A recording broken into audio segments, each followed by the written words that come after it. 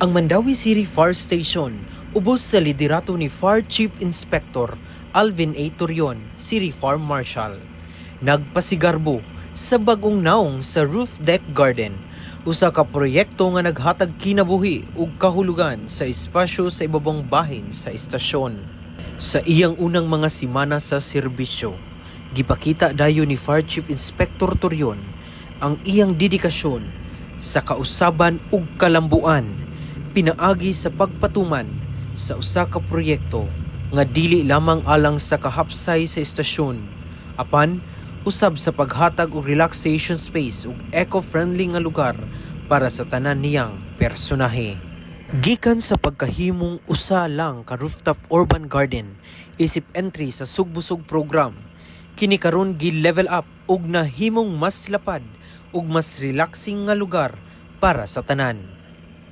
Makita sa roof deck garden ang mga nagkalaing-laing klase sa mga tanom, mga hayop sama sa mga rabbits, usa ka aquarium nga adunay nagkadaiyang klase sa isda, ug mga langgam nga naghatag og kahupayan ug kasadya.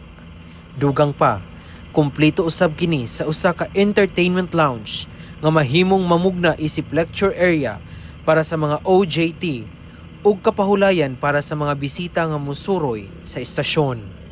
Bisan pa nga padayon pa ang pagdugang ug improvements sa maong garden, giablihan na kini ug gina-enjoy sa tanang mga personahe sa istasyon.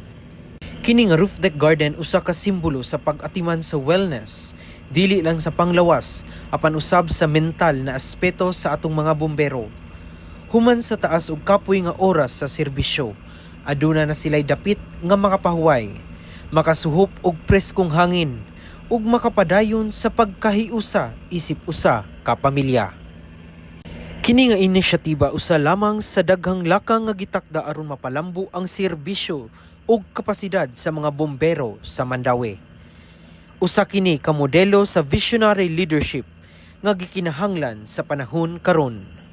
Alang sa BFP TV, madasigon alang sa kaluwasan sa publiko, kini inyong alagad, FO1 Arjem San Antonio Mendaros.